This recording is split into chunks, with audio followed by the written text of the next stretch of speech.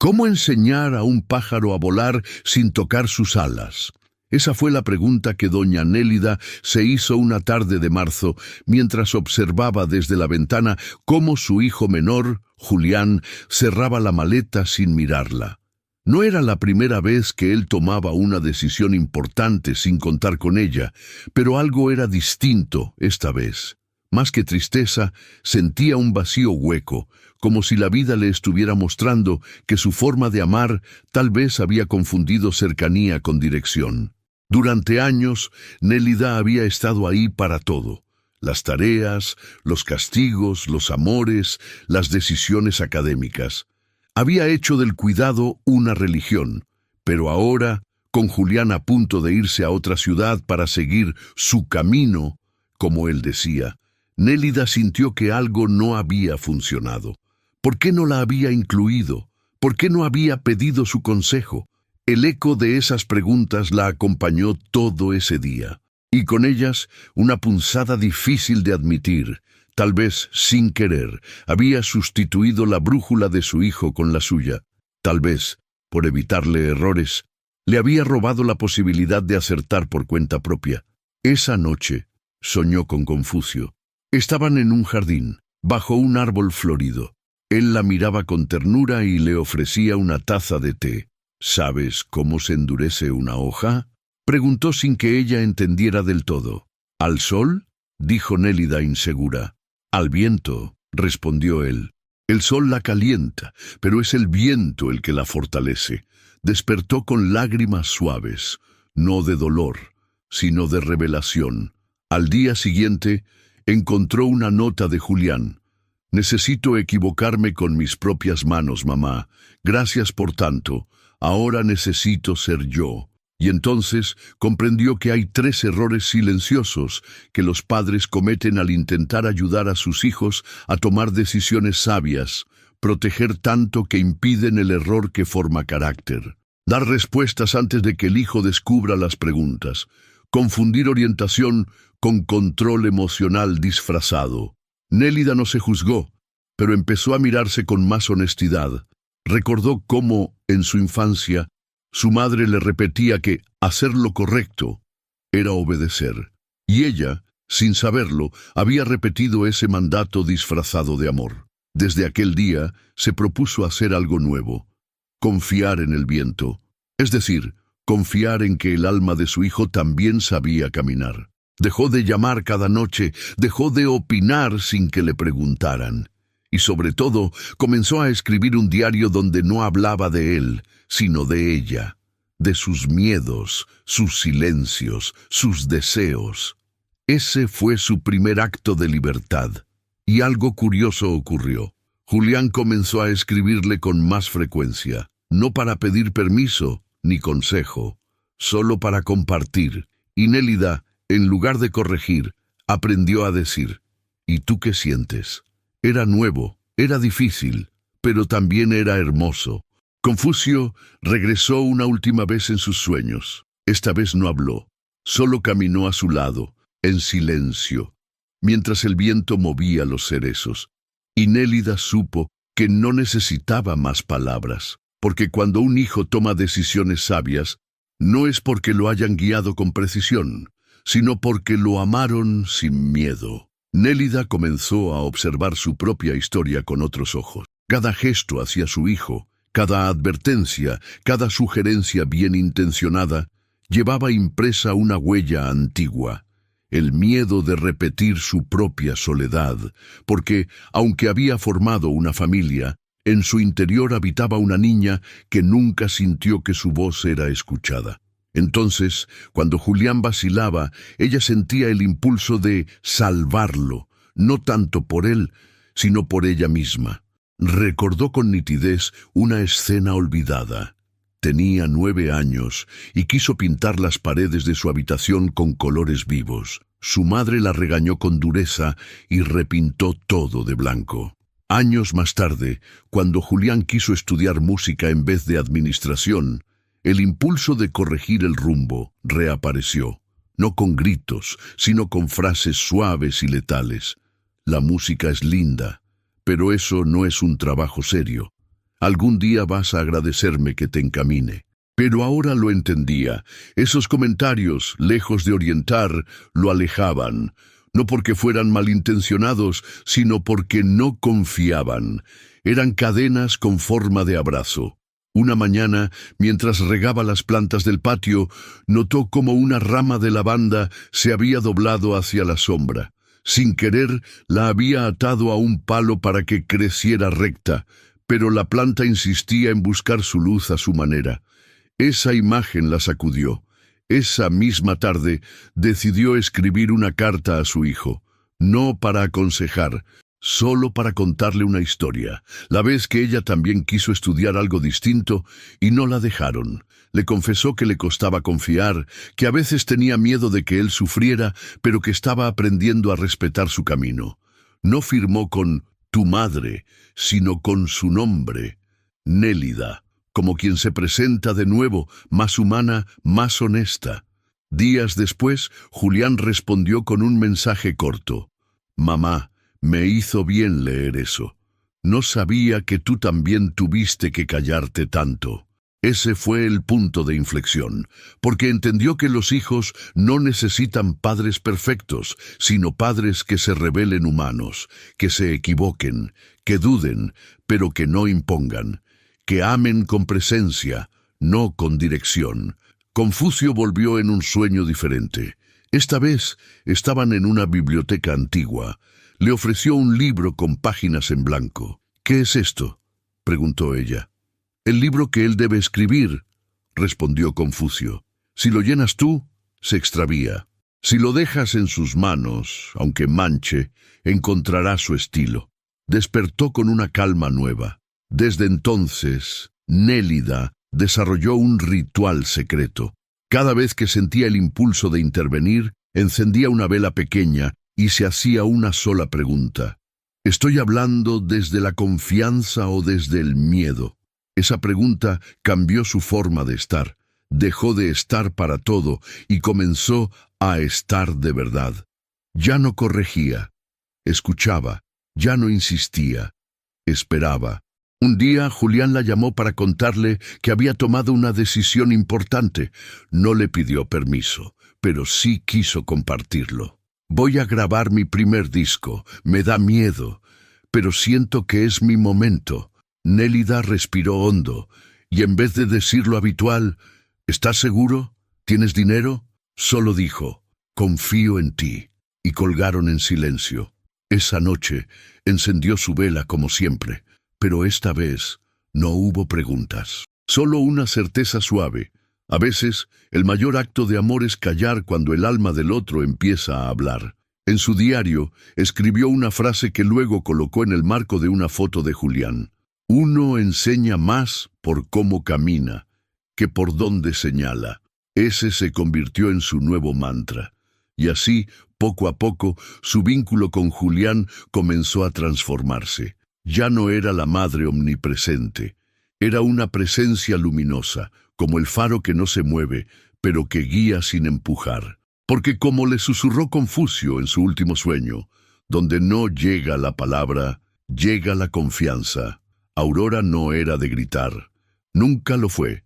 Su forma de influir era otra, consejos con voz suave, miradas prolongadas, silencios cargados de significado. Sus hijos crecieron entre frases como «yo que tú haría», «piénsalo bien, seguro», y las cosas no son tan fáciles como crees. A lo largo de su vida había sido madre, abuela y confidente. Pero con su hijo mayor, Tomás, algo se había quebrado.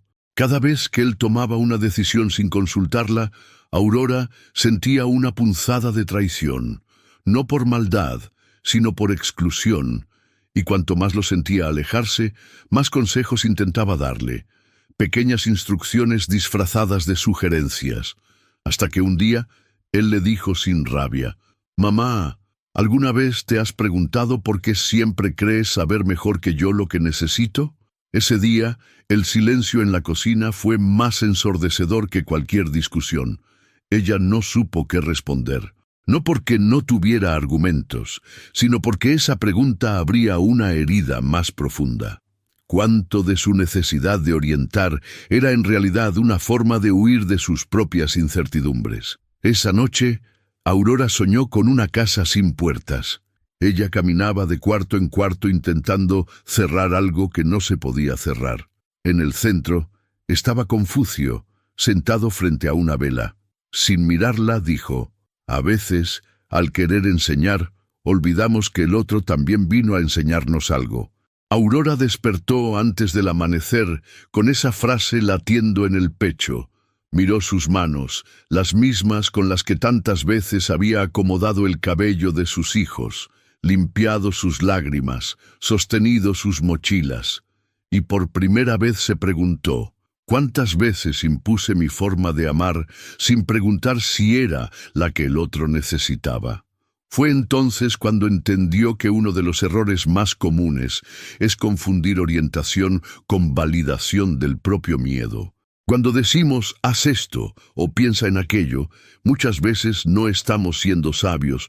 Estamos intentando que el otro no viva lo que nosotros no supimos atravesar. Aurora decidió hacer algo nuevo.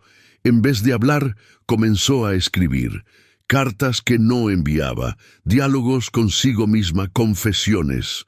Un día escribió: «Tomás, cuando te decía que pensaras bien antes de elegir, lo hacía porque yo nunca me atrevía a elegir lo que quería. Te hablaba desde mi herida, no desde mi sabiduría». Esas palabras la reconciliaron consigo misma, y poco a poco, el vínculo con su hijo comenzó a cambiar. No fue inmediato, ni perfecto, pero hubo pausas nuevas, espacios sin consejo, preguntas sinceras en lugar de soluciones impuestas. «¿Y tú qué piensas hacer con eso?», le preguntó un día a Tomás, sin añadir nada más. Él la miró sorprendido, y por primera vez en años respondió con detalle, sin defensas. Porque cuando el otro no intenta controlar tu respuesta, es más fácil abrir el alma. Confucio volvió en otro sueño. Esta vez estaba tendiendo ropa en una cuerda bajo el sol. Aurora lo observó. «¿Qué haces, maestro?». «Dejo que el viento seque lo que está húmedo», respondió. «No lo fuerzo, porque si lo aprieto con fuego, lo quemo». Esa imagen la acompañó durante días. Y desde entonces, cada vez que siente el impulso de dar un consejo, Aurora se pregunta: ¿estoy hablando desde el miedo o desde el amor silencioso que confía? Ha descubierto que muchas veces lo más sabio que puede decir una madre es simplemente: «Aquí estoy, si me necesitas». Con el pasar de los días, Aurora se dio cuenta de algo que nunca antes se había permitido sentir: el peso de la soledad autoimpuesta. No porque estuviera sola, sus hijos vivían cerca, sus nietos venían de vez en cuando, sino porque llevaba años siendo la que sabe, la que aconseja, la que resuelve, y en ese papel había dejado de ser simplemente ella. Una tarde, mientras limpiaba su antigua vitrina, encontró una fotografía doblada. Era ella, a los 25, frente al mar, con una sonrisa que ya no recordaba. Ahí no sabía nada, pensó, y sin embargo, todo estaba por comenzar. Esa imagen le provocó un temblor interior, porque le revelaba una verdad incómoda. El saber que se construye a base de control muchas veces encierra más miedo que sabiduría.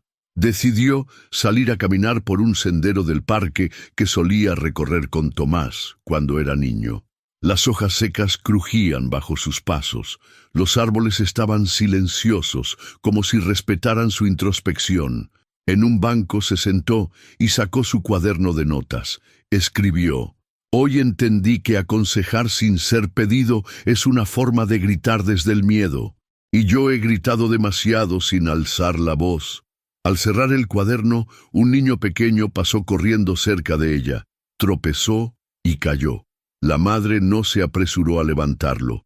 Lo miró con ternura y dijo: «Vamos, prueba otra vez». El niño se levantó, con un poco de tierra en las rodillas, y siguió corriendo.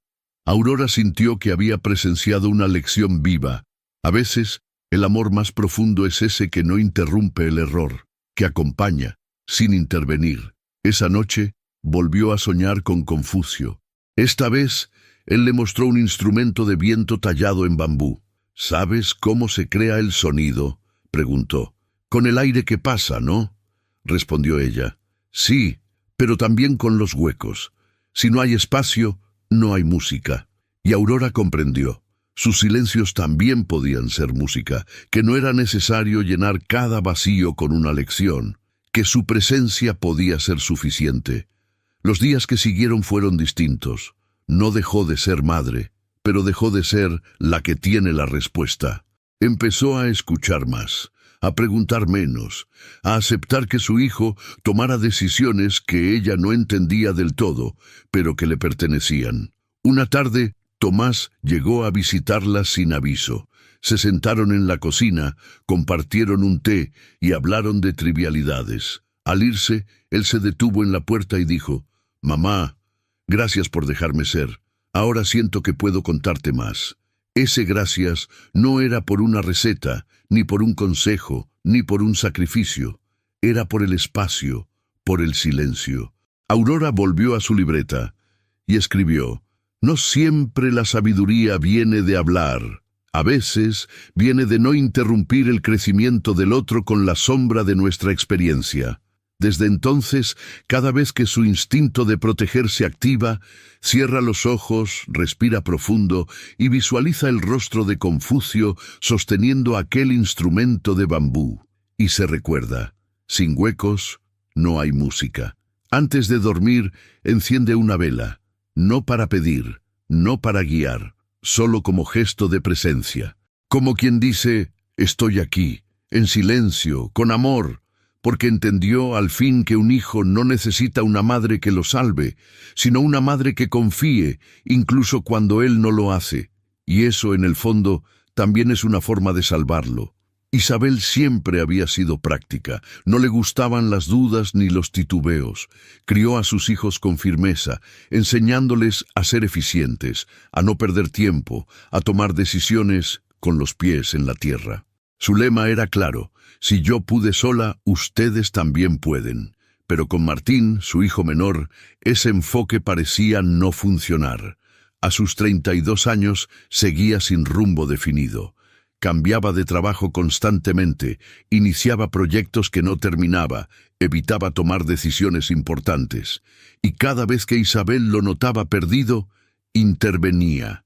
Le conseguía contactos, le organizaba las cuentas, le armaba un plan. Él aceptaba al principio y luego lo dejaba todo. Hasta que un día, en medio de una conversación trivial, él le dijo: «Tú no lo ves, mamá, pero cada vez que resuelves algo por mí, siento que no soy capaz». Esa frase la dejó paralizada. Isabel no era de llorar, tampoco de dudar, pero esa noche, frente al espejo del baño, se preguntó si realmente había ayudado, o si sin querer había sembrado en su hijo la idea de que él solo no podía. Recordó entonces una escena de la infancia de Martín. Él quería armar un rompecabezas complejo. Tras varios intentos frustrados, ella lo terminó por él.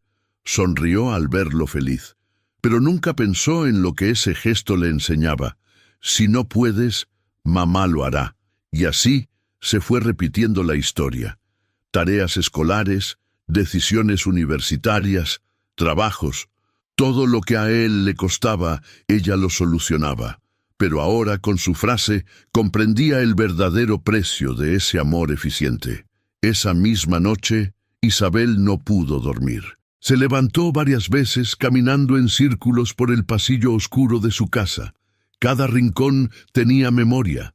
El sofá donde Martín lloró cuando perdió su primer empleo, la mesa donde ella le explicó cómo negociar bien, la repisa donde guardaba todos los papeles importantes de sus hijos, porque ellos eran un poco despistados. El insomnio se hizo compañía. A las 3 de la madrugada fue a la cocina. Se preparó un té de tilo y se sentó frente a la ventana. La calle estaba vacía, pero algo en el aire parecía hablarle. Cerró los ojos, y allí, en la penumbra de su mente, apareció Confucio, no con túnica, ni con libros. Esta vez, como un jardinero, sostenía una maceta con una planta marchita. «¿Qué le falta?», le preguntó a Isabel. Agua, tal vez, dijo ella. No, le sobró agua. No aprendió a buscarla por sí sola. Despertó con una mezcla de tristeza y lucidez. A la mañana siguiente hizo algo que nunca había hecho. Se quedó callada durante una conversación con Martín. Él hablaba de un nuevo proyecto, incierto como los anteriores. Ella sentía el impulso de decir: «Te puedo ayudar con un contacto. Yo te ordeno los números. Hazlo de esta forma». Pero se contuvo, respiró y solo dijo: «¿Cómo piensas hacerlo tú?». Él la miró desconcertado, como si no la reconociera. Hubo un silencio largo, pero luego habló, titubeante, sincero, sin miedo al juicio. Y por primera vez en años, Isabel lo vio enfrentarse a sí mismo, no con perfección, pero con dignidad. Ese día entendió algo profundo. A veces, lo que damos por amor asfixia, no porque queramos dañar, sino porque no confiamos en que el otro pueda florecer sin nuestras manos. Empezó a revisar su historia de madre y notó un patrón. Cada vez que uno de sus hijos dudaba, ella intervenía antes de tiempo. Nunca les permitió realmente enfrentarse al abismo de la decisión. Los salvó de cada caída, pero también les negó el impulso de levantarse solos, y ahora veía las consecuencias. Adultos inseguros, dependientes, confundidos. Pero no se culpó, no se juzgó, decidió transformarlo. Desde entonces adoptó un nuevo gesto. Cada vez que sentía el deseo de intervenir, encendía una vela blanca y se repetía en voz baja: «No soy solución, soy presencia». Comenzó a practicar lo que llamaba el arte de retirarse a tiempo. Escuchaba sin responder, observaba sin corregir. Y en ese espacio que antes llenaba con soluciones, aparecieron cosas nuevas. La duda legítima de sus hijos, sus errores propios, su capacidad latente. Martín, con el paso de los meses, empezó a mostrarse distinto. Más inseguro, sí, pero más verdadero.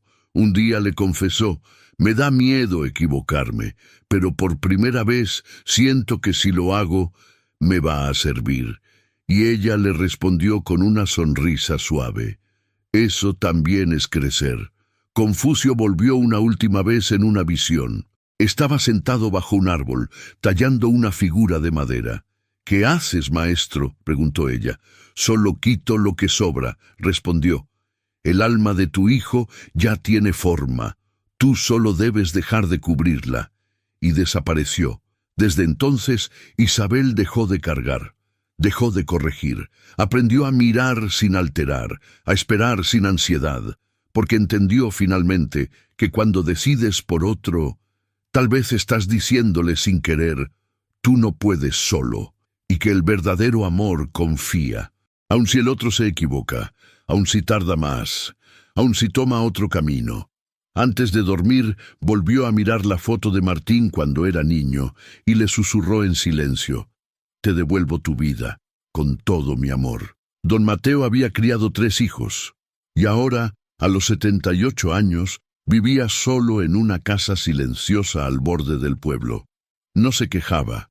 Decía que la soledad era una forma más lenta de compañía. Pero en sus ojos quedaba el rastro de algo no resuelto, una distancia invisible con su hijo mayor, Ernesto. Durante años, Mateo había sido el modelo. Trabajador, firme, con respuestas para todo. Enseñó con ejemplos, pero también con rigidez. Cuando Ernesto se desvió del camino que él consideraba correcto, Mateo se cerró.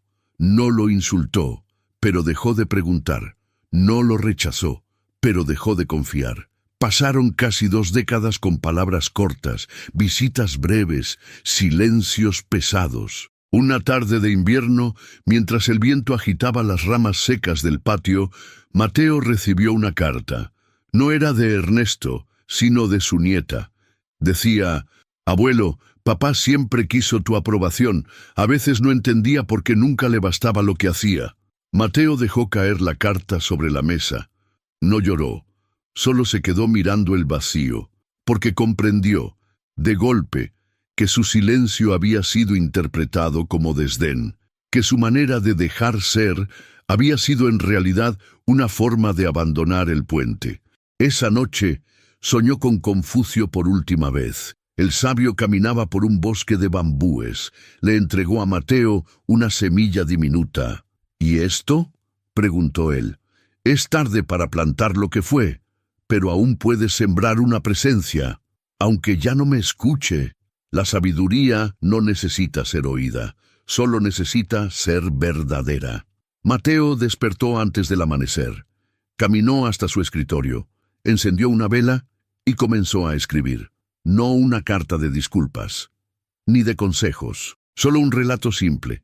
Hoy salí al jardín y vi que un árbol que creí seco brotó una hoja. No sabía que aún podía. Eso me hizo pensar en ti. Firmó con su nombre, sin títulos, sin apelativos.